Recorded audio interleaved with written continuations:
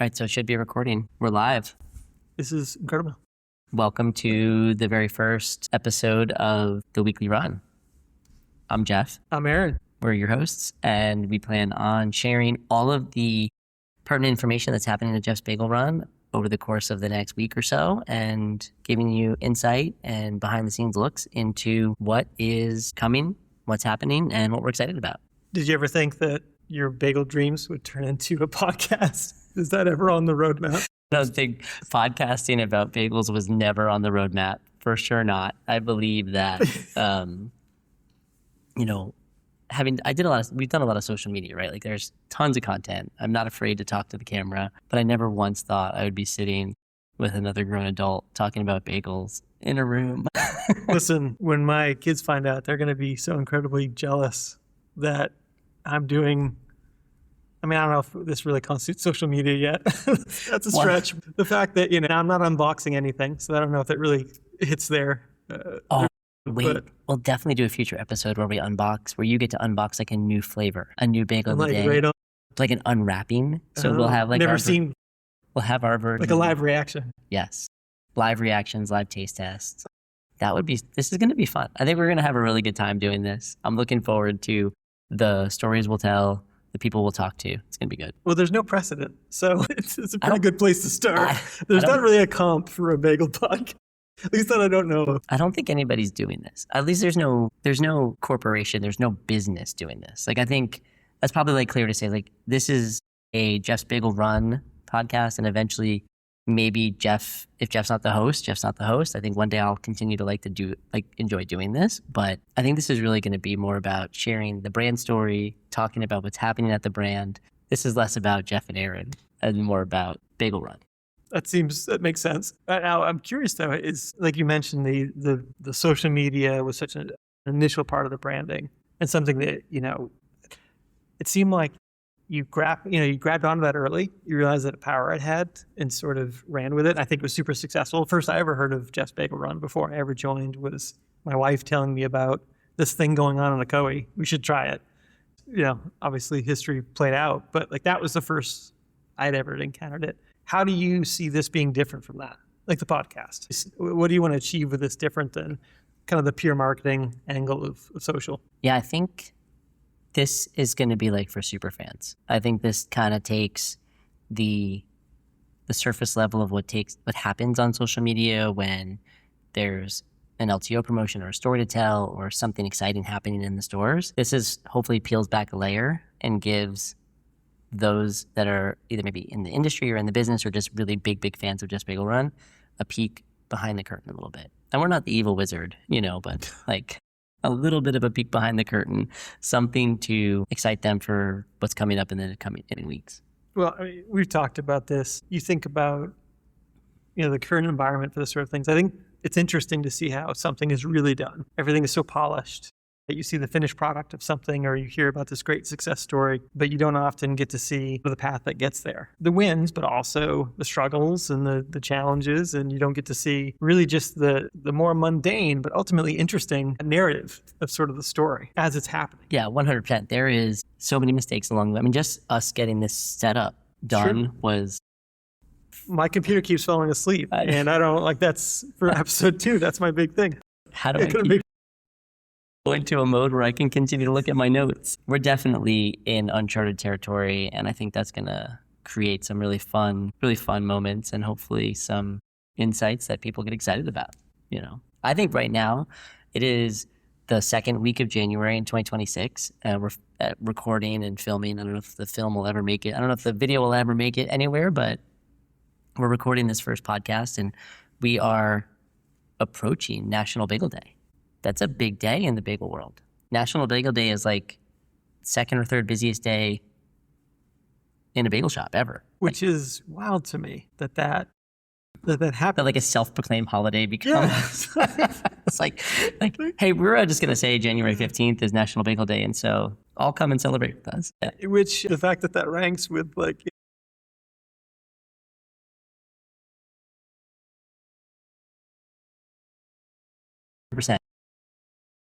Put it there. Now it's a thing. It's totally a thing. I know other bagel shops are excited about this. I see what they're marketing. I see what they're doing. They're jazzed. They know this is going to be a day where people who love bagels, whether they're in the business or not, like they enjoy eating, consuming the culture around bagels. They're coming out for this. They will be in our shops. It's going to be a busy day. What I like about the way that we do that, or the way we think about it though, is being on this side of it, the shop side of it, is the fact that it gives us a way to sort of have fun beyond the normal, right? 100%. Operations. And it's like, and where we're a franchise business, we can engage not only the customers, but the franchisees. Like it gives us something to sort of rally around that can just be fun. And when I first encountered Baker's Choice, I was like, that's insane. And that was when we had, what, 6 stores, 7 stores at the time? And just everybody come up with their own idea. I mean, you should explain what it is, but. We jumped right into it.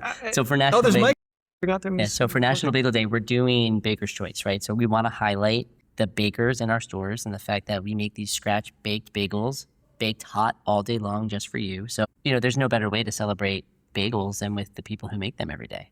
So the bakers are the ones who are going to create something in your store. So, if you're hearing this after National Bagel Day, if you're hearing this after Thursday, I'm sorry, you missed an amazing day at the Bagel Run. We've got 26 stores where bakers, I can say all over the country now because we're at so many places, are going to create something just for their community, just for their store. I think what's been interesting to me about that, when I think about last year's, when we did it a couple of different times, I think last year for Bagel Day, but then I think we had another one as just a feature day. But what's always surprised me about these Baker's Choice is how engaged the stores get. You could see it as one of those things where, oh yeah, okay, it's a thing, it's promotion, it's another marketing tool. But the stores don't see it that way. It's a point of pride. They see it as competitive. It's wild. And the idea is, from last year to this year, the idea is, but I'm blown away. These people have put in time to figure this out. And work and effort, right? Because they're working, they have day jobs, right? Like, so to speak, like they come in, they have to bake the bagels, they have to roll the dough, they have to do all the things that they have to do. And then we're like, oh, by the way, hey, in like 4 weeks, we're going to have this thing where you need to come up with your own bagel. That is coffee grinding in the other room. The microphone picks it up so much better than my own ear. That's the coffee grinder in the other room. This is a working podcast. Next time we'll drink espresso. We'll have Glenn on. Glenn's Coffee Corner. What am I looking for? A Baker's Choice. Okay, so yeah, but to your point that bakers in stores kind of have day jobs and they're working beyond their normal scope. Like we ask them to come in, execute recipes. We ask them to come in, bake almost to order so that customers can have the hottest, freshest baked bagels. And now we're saying, actually, you get to create. You get to do something that might even stretch your skill set, might be beyond what you're capable of, but have fun. Come back with an idea. And it's when I've been in stores, I feel like they do that all the time anyways. And to me, that's kind of the hallmark of a great baker is if you walk in and themselves or the staff talk about like the after hours or end of shift sort of creations that are either using up old ingredients or things like that, but just that mindset that they have to just tinker and to explore. And I think to me, you taste that in the food in the regular sense, because they see it as their crafts, they're craftspeople, they're baking, they're artisanal, they care about what they're doing. It's not sort of just a quick service job. And I think that's why the end product is always, again, I'm biased clearly, but I think that's why the end product, you can kind of taste that, is that they care about what they're making. They do care. And, when they're having their own, in the restaurant business, often before a shift starts, they call it family meal. And a lot of times they're making, they have like family meal. They're creating bagels for the staff. Someone has an idea. They want to try a concoction that maybe hasn't been tried before. So I think those family meal bagels are happening in every shop. And this is a way for them to showcase that, which is really fun. I think that's where most of them do come from. I would think that at least, I don't know if I pull the number out, but like over half these I would assume have been made before and are just like a local favorite. Oh, 100%. And then they're just getting the chance, like you said, to put it on display. I know for sure. What are some of the craziest ones this year? I'm looking at the list right now, and mind you, we got like 26 stores now, which is cool that we got a lot of variety here. But the store closest to our office is our Kirkman location. And that Kirkman location has some really talented creative bakers. They do this all the time. And this bagel that they're making is called Thanksgiving Leftovers. And it feels a little out of season because it's January, like holiday food's behind us. We're all into these New Year's resolutions. We're trying not to think about like all the food we ate the last 2 months. But Thanksgiving Leftovers is a cranberry orange bagel topped with salt, rosemary, and Asiago cheese. Yeah, it's gonna be delicious. It's going to taste. Have you tried it yet? No, I haven't eaten this one because I didn't have cranberry orange dough just like ready and handy. So I haven't tried this one, but I know what all those components taste like together. Yeah. And I just have a feeling it's gonna feel like that perfect bite of Thanksgiving leftovers. You know, on like Saturday after it's had like 2 days to marinate in like the fridge. People have just walked by with like a fork and just ate out of the stuffing container cold, like that sort of thing. The only way to eat Thanksgiving. If you're not doing it leftovers that way, you're doing it wrong. That one's going to be really good. I think that one's going to be really good. You know, we introduced Mike's Hot Honey back in December into stores. Mike's Hot Honey Everything Bagel. Which I've had. And that. Did you like it? Surprising because I always find it interesting when you try and balance, like a sweet, even if it's hot honey, it's got spice to it. But like, I think when you introduce a sweet component, it's risky, right? Like it can be too sweet. Could not be enough, and then it just sort of doesn't play against the other flavors that you have in. But that one nails it. I think it's because the other toppings kind of get a toasted flavor. Yeah, you get like a little bit of that. Like this, I always can taste like the toastiness of the sesame seeds in an everything bagel, and I think that plays really well against the honey. That's what I pick up on. Yeah, I love like a honey and sesame together. So like I pick up on that. But because it's in the store now. And stores are creative. We have a store that's making a Mike's Hot Honey Pepperoni Pizza Bagel. I don't know how I feel about that. Okay, let me tell you what's on it. So first, they're starting with a sun-dried tomato dough. So I don't know if you're a big fan of the sun-dried tomato dough or not. Absolute top dough. It's a top dough. It's, tomato grilled cheese. That has been one of my favorite bagels. Margarita pizza dough. It's a very good bagel dough. This is gonna have pepperoni, hot honey. They're topping it. I love this with pepper jack cheese. So you get that creaminess of the jack cheese, but you get the heat of the habanero in there on top of the heat from the honey and a little bit of oregano, which I think that's going to just freshen it up. I tried this bagel and it is like... This is coming from where? Chef's Kiss. So this is coming this is the Charleston, South Carolina market. Interesting. They collectively, their 4 stores are really close to each other, and they have a couple of really good bakers that talk all the time. And so they collectively decided in Charleston they were going to do Mike's Hot Honey Pepperoni. They're flooding the market with Mike's Hot Honey Pepperoni. From my experience from Pizza Week, was that last year, 2 years ago? When did we do Pizza Week? Last year, yeah. Last year? And by the way, Pizza Week's coming back. Is it coming back? It's coming back. It's like end of the month.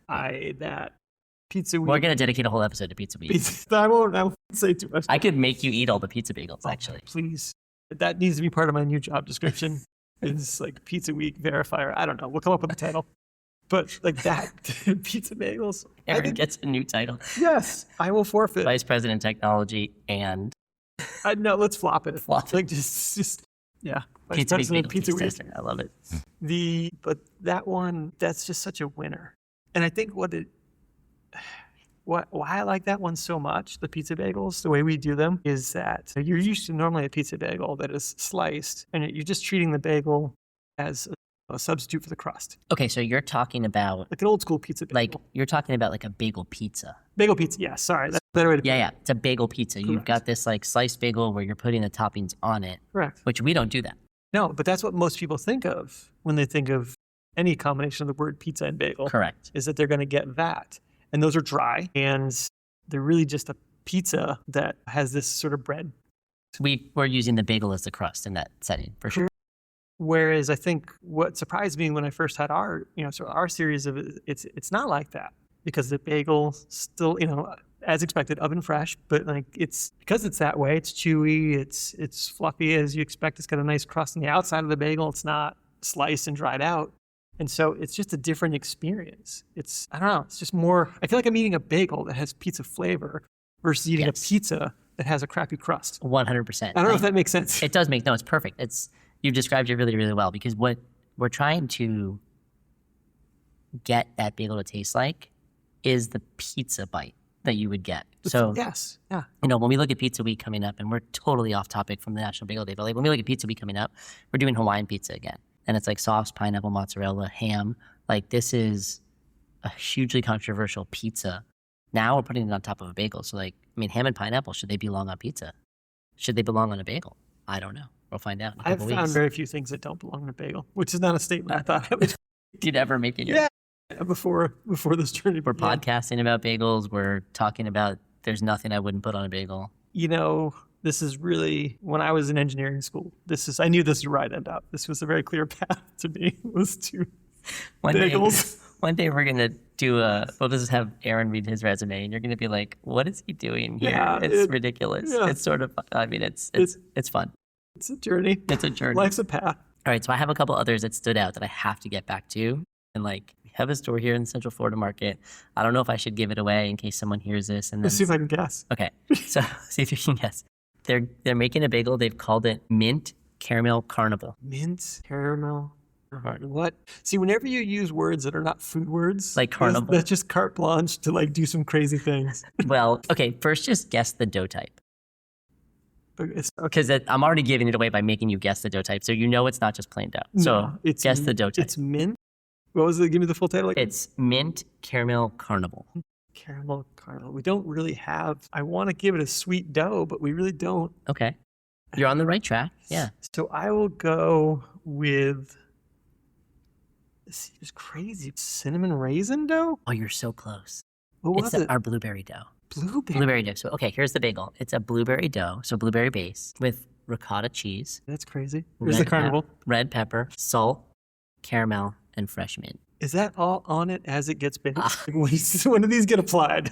What's the process? I'm going to College Park on Thursday because I need to know. That was my guess, by the way. College Park. It was College Park. They're wild over there. They're wild. They're OG, that's why. They are. They're OG. They're the originals. So the other OG store, and this is another one that's really got me excited, the Ocoee store is doing Bananas Foster. So it's a banana bread bagel dough with caramelized bananas, cinnamon sugar, and caramel on top. It's going to be good. Is everybody going to torch it? Is it get like a final torch? In the test bake process, the ovens are hot enough that just putting the bananas loose on top, they caramelize and get like a crispy sugar, like a caramelized sugar top. It's so really it works. Nice. That's going to be a lot of hand slicing that day. That's going to be a hand slicing day. I think they plan on serving it whole. And when someone's like, I want that slice, it's like, do it yourself. Like, just figure it out because this is meant to be enjoyed as a single bite. Some other flavors that I have to come to, you got to hear some of this. Like, I have a store, our Chicago store is doing a strawberry shortcake. We've got a cheddar bacon ranch. We have a maple bacon bagel. We've got someone who's leaning into probably an overstock of Biscoff cookies, but they have a Biscoff bagel where we are topping a caramel crosshatched bagel with a little bit of salt, Biscoff cookie crumble, and then more caramel. I mean, that sounds good. Actual crumbled cookies, on it? Yeah, crumbled cookies on it. So that's it's going to be really fun. That one is in Celebration. Ooh, I may have to drive. That might be worth it. Biscoff cookies. So, I mean, someone's doing a pesto pizza. We got coffee crumble, Italian urban cheese. There's so much variety here. Let me ask you this. When you first saw the list, which one were you like, wow, not necessarily ranking them as far as your favorite, but which one was just like, I did not see that coming? Your biggest surprise? The biggest surprise for me, for sure, was the kimchi mozzarella bagel. Kimchi mozzarella. This is a plain bagel topped with dried garlic flakes, kimchi, mozzarella cheese, and sprinkled with sesame. Where's that? River Park. That's crazy. Yeah. We got a wonton bagel. I was going to say, wasn't the... O-Town West is doing wonton. Our Wake Forest team, this was fun. Wake Forest was our first franchisee that opened up. They were store number 7. They opened up, over a year ago now. Yeah. It's crazy to think about that. But Ryan he's our franchisee there. He has a lot of friends, relatives, people that are connected to the military. And so he wanted to do something that was meaningful to them. That was his approach. And so he's created something called the Commando Bagel. And it's a jalapeno dough topped with Cajun seasoning, red pepper flakes, everything seasoning, bacon, and pepper jack cheese. Oh my God. It just sounds like... It's just like a mouth on fire. It's like it's going to need cream cheese to cool it down. Be a hot bagel. That's a plain cream cheese bagel. Just you might slather it on top of the bagel just to dull down the heat. Ryan, with this event, and just Ryan made me think of this. He's a good example where like a specialty bagel actually graduates.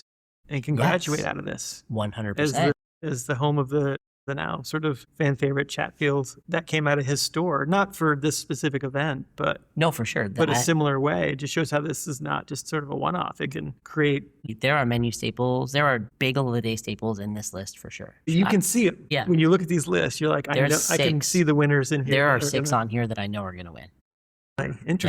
The challenge will be, of the 6 winners, 7 winners that like I can look at this list and think, oh yeah, I could have seen myself coming to this conclusion to make this bagel on my own. I believe that there's 6 or 7 on here that are going to absolutely crush in that store. The community that goes and buys from that store is going to be so happy, and they're going to be talking about it until it comes around again. What's that like for you?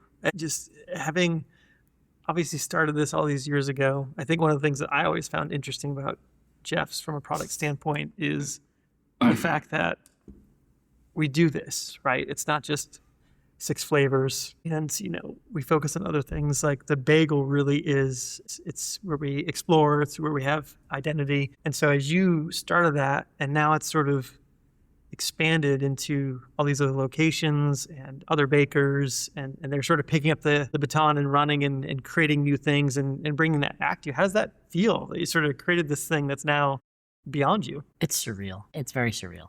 It's hard to put into words the feeling that it creates for me, because I know that, okay, I'll tell it in a story format because I'm better at that way. But like when we opened our College Park store, Dustin was our like lead baker. I was running that store, Danielle was running Ocoee. And, Dustin kept saying, man, I'm just trying to make your bagels great. Trying to make your bagels great. And I was like, dude, they're your bagels. You're the one that creates them every day. You're baking them, you're serving them, you're delivering them to your customer. They are your bagels. And so if you don't take that level of ownership, then one day, you have a bad day. Is that on me? I wasn't there. I didn't bake them. I didn't boil them. I didn't top them. I didn't serve them. Like you. So I think this experience of Baker's Choice, this experience of bakers being creative with their teammates and making family meal bagels and trying new things is part of that bring joy component to what I do. And so the fact that I get to give that experience to other people, to have then that same feeling that I had the first time I served someone a bagel, I don't know how Dustin's going to feel when someone eats the carnival, what's it called? Blueberry mint carnival or whatever, like mint caramel carnival. And when they create this bagel and one of their customers takes that first bite, they're going to probably have a very similar joy response that I had when Danielle took her first bite of, the bagel we serve today. And I think that's the kind of pride of creation. That's so cool. It's really cool. Yeah. I think it's just it's a happy side effect for like running this like business. But when I look back or when I zoom out even today, the thing I'm most happy about with Jeff's Bagel Run is the fact that there are people creating, there are people working and feeding other people. It's really cool. That's what's always sort of taken me aback when I've gone in stores, and like we've talked about, I try to spend a lot of time in stores just to understand how they run and, the things that I need to know for my job. One of the things that I always walk away from when I'm in those stores is sort of that sense of ownership. And I find that interesting, just sort of the nature of work, but then also just the challenges of quick service restaurants and the nature of staffing those. And, it's a lot of times they're entry level jobs, or they, you have high turnover just because people live lives, go off to college, start new careers, whatever it is. But the fact that while they're with us, they genuinely care and they're engaged. And like you said, they want to have creations like this, but you see it across the whole, it happens in every position. Yeah. But I mean, I have people who primarily focus on the barista role who are like, hey, I have this new drink. Do you want to try it? I've had so many drinks. I didn't get drinks. I mean, like, we're talking about mainlining caffeine. Like, we are as much of a bagel company, we're a coffee company too. That's the sleeper on it. Go in there and, the baristas, we could probably have a barista day, honestly, and it would be just as successful as this. Oh my gosh. Don't put that into the world. I know, right? Could you imagine? But it's that sense in store where part of the culture of Jeff's is that, I think, that ownership. Everybody has ownership in sort of what they do and what they bring to their role, whatever that role might be. And it's empowering. It's neat to see. It's neat to see, to go to a store and see people that, could choose not to care, but choose to care instead. Yeah. And it manifests in all this. We couldn't do this if this were a check the box activity. everybody would put up they'd give us back bagels that we used to do back in the past. They would throw up easy. Correct. They would just mail it in. Correct. And pick a bagel like, oh, I don't want to create something. I'm just going to pick one we've already done or pick one that is easy to execute. Yeah, and the latter being what I would expect. I would not expect wonton bagels. They leaned in, like want kimchi mozzarella. I mean, there's not a bagel on that list. Caramel mint carnival. I know. When you look through that whole list, the list is really, the reaction to each one of them is wow. Whether you like it or not, like the flavors, it's just like wow. Like the creativity where you came out of that, there's no one where it's like, oh, yeah, they nailed it in. 100%. I think that this speaks to that culture, that component, the things that we're solving for every day. And it's really exciting. Really, really exciting. And I'm like, next week, when we're back together again, we're gonna pull up and we're gonna have to look at like, see who won. Because ultimately these stores are competitive. They want to know whose bagel of the day was best. And now it's not apples to apples, right? So you've got some really high volume stores in densely populated areas that are gonna turn more bagel count out the door. But like that penetration of bagel of the day sales into the total bagel sales will really be reflective on how well they shared their love of the game with their community. So when Mint Caramel Carnival comes out and has sold, 18% of the total bagels that day, we're gonna be like, oh, come on, really? I just want to see Dustin making that one. That one feels high touch. I talk about this a lot, like with bakers when I'm training them. I'm like, the bagel you're gonna hate to make the most is pizza because it's got like 5 or 6 touches. And they're like, what do you mean? Like, if you think about like, the food business, like as you build a plate, how many pieces you have to put on it. If you're plating a steak, you plate the steak and then you do the sauce and then you do the garnish and then maybe you sprinkle it with a little salt and pepper at the top and then a dollop of butter on at the very end or something, right? And so all these touches on that plate slow down the process of the item getting out the door. In the same regard, we have the pizza bagel. It's like you boil it, and then you have to top it with mozzarella, or you have to top it with, spaghetti sauce, red sauce. My brain is fried. Sauce it, salt, garlic, mozzarella, oregano. So it's like 5 touches on this bagel times 12 times, we might sell 8 or 9 or 10 or 12 dozen of those a day. That's a lot of minutes, a lot of time spent and care put into decorating a bagel that someone's just going to like crush. Yeah. Well, I remember when we did the barbecue chicken pizza. Oh, yeah, that was the reaction. The buffalo chicken. Going in, I actually experienced that one in the Celebration store. And I was down there and I can't remember some of my software was not behaving. And so I was behind the counter and really in the guts of it. And I just remember seeing they had a cutting board and then they had all the chicken and then they had steel bowls and they were tossing it in the buffalo sauce. Yes. And then this bagel was a meal. It was crazy. That bagel was wild. It's crazy. I mean, this bagel had mise en place. It was, I think that was one of the first moments that I realized that this is not, like, we're just not approaching it the same way, right? You think about all these places that are either par baking or stuff's just frozen across the board, or it's just really sort of, say, mass produced. It's like done somewhere else. Yeah, or even if it's in store, they've got a 2-hour block in the morning where they just rip through all these bagels and they fill a bunch of baskets and then they're done. It's just very transactional.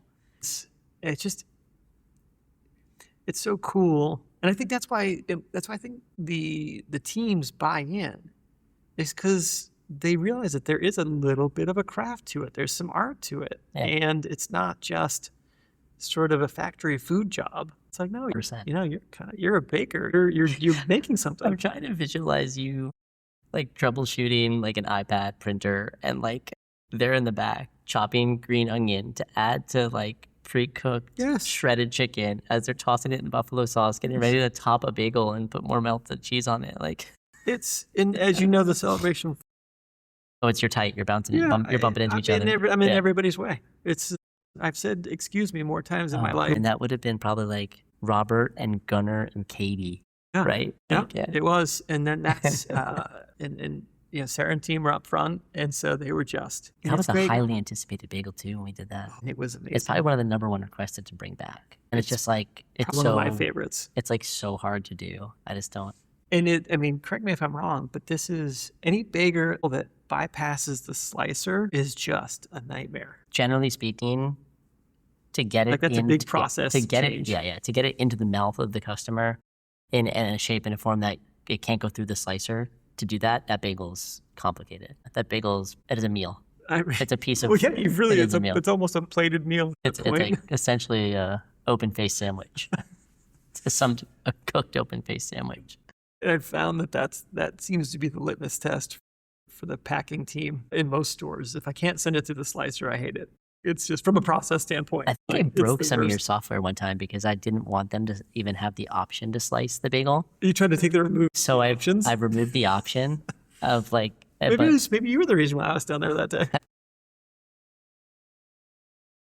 I got a bagel. No, because when you remove the option to slice when you create a new item, it actually just doesn't. The break is at the ordering point. You can't order it. Yeah, it won't let you order it. It won't let you order it. It just you can add it to your cart, but it just never shows up, and it's like problematic on a different level. But this is sort of the hidden gem for me in this role is that I've never had a role before where triaging issues or dealing with issues or bugs or whatever gets me fed. That's fair. It's a pretty solid trade. I mean, that's not bad. Like, yeah, who knew that? That's like my biggest penalty. Technology at a restaurant would be the benefit. Would be like I get fed. Yeah, it really is. And I try to always time my repairs toward the end of the day, so I can really just grab whatever's left over handfuls at the end. and just. Well, we talked about this really early on too. Your team is really the dev team, the software engineers building and coding and working to create the systems that our store teams use every day and our customers use on the app side to purchase bagels, right? And so typically your guys are like night owls, right? Like late 100%. night staying up, and the transition for them to the morning has been fun to watch. Like seeing them roll into the office like before noon is incredible. 9:30 is like chipper. Crazy early start time for like a dev. It's a crack in the morning. Probably was, up until 6.